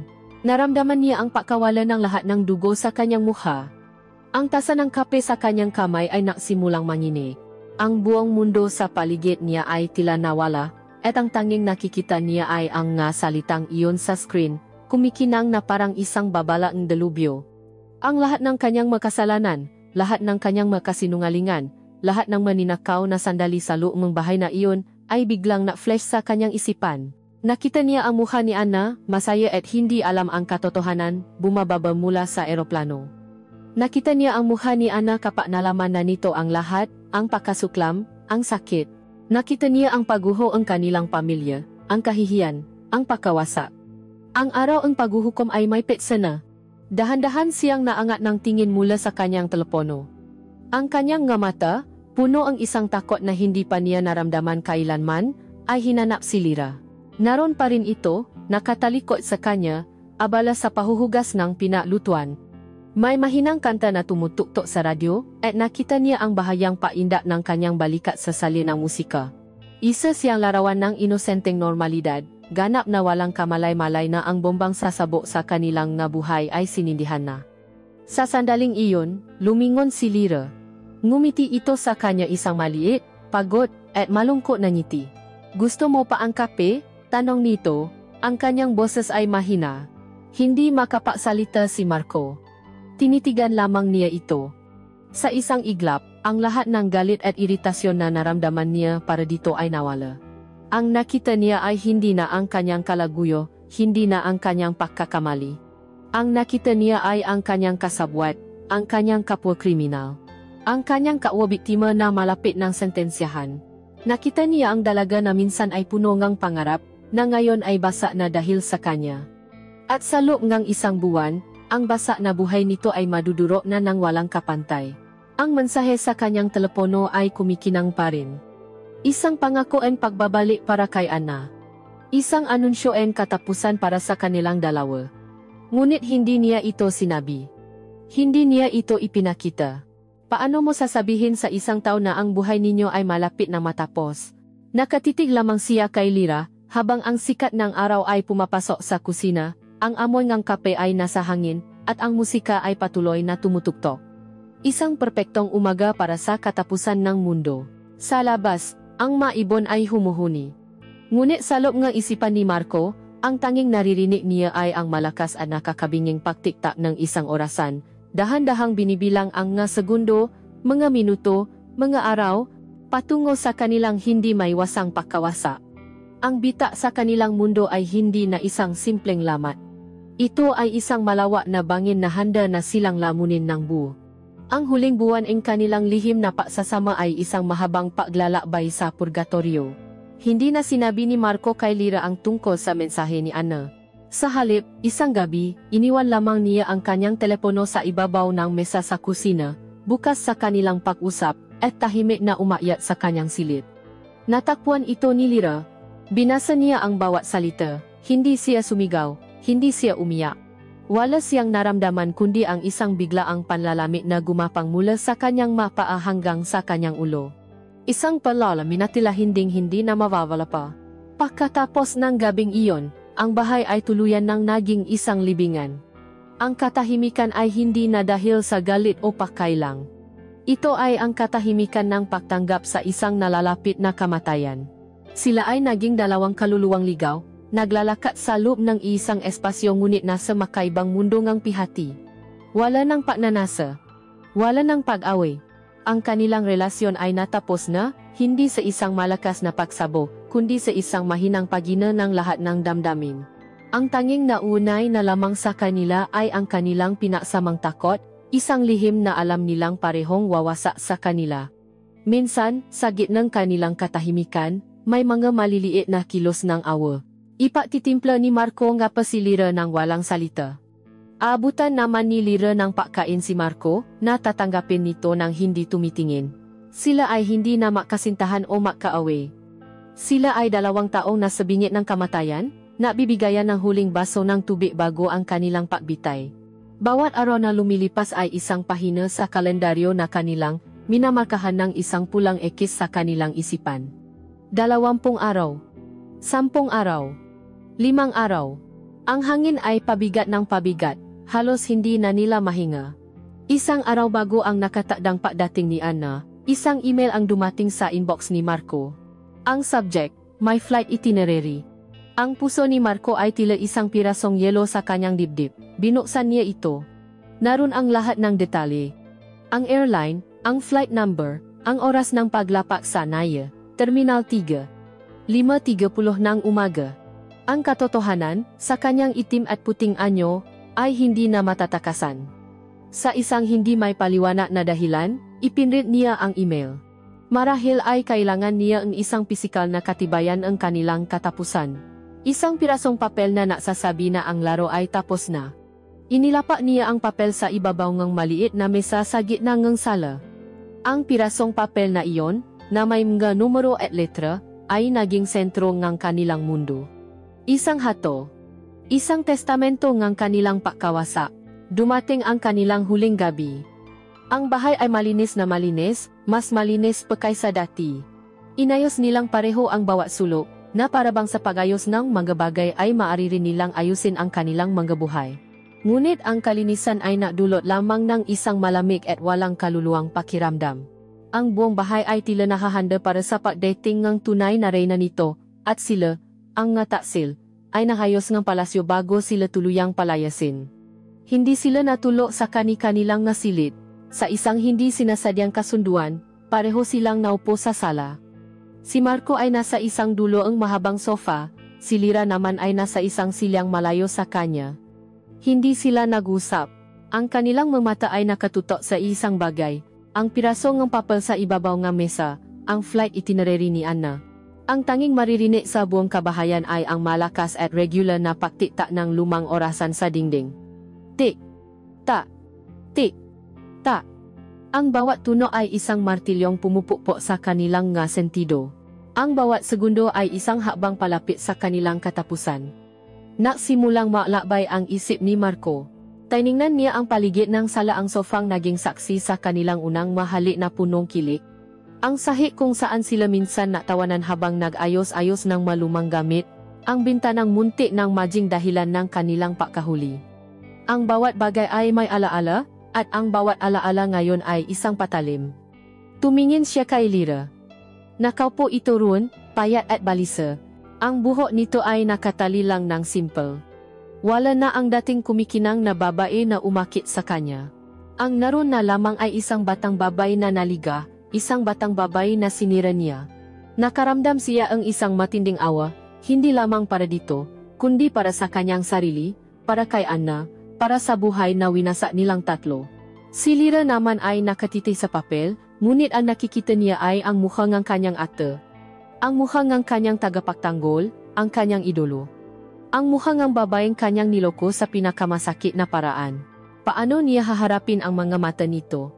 Anong sasabihin niya? Patawarin mo ako, ate. Inagaw ko ang asawa mo habang napapakasakit ka sa ibang bansa para sa amin? Ang kahihiyan ay isang lason na dahan-dahang pumapatay sa bawat natitirang piraso ng kanyang pagkatao. Dumating siya sa bahay na iyon na puno ng pangarap. Alis siya rito na dala-dala ang isang habambuhay na dungis. Ang gabi ay lumalim. Ang tunog ng orasan ay patuloy sa kanyang walang kapagurang pagmatsa. Tik, tak. Sa wakas, binasa ni Lyra ang katahimikan. Ang kanyang boses ay isang halos hindi marinig na bulong, pause dahil sa matagal na hindi pagsasalita.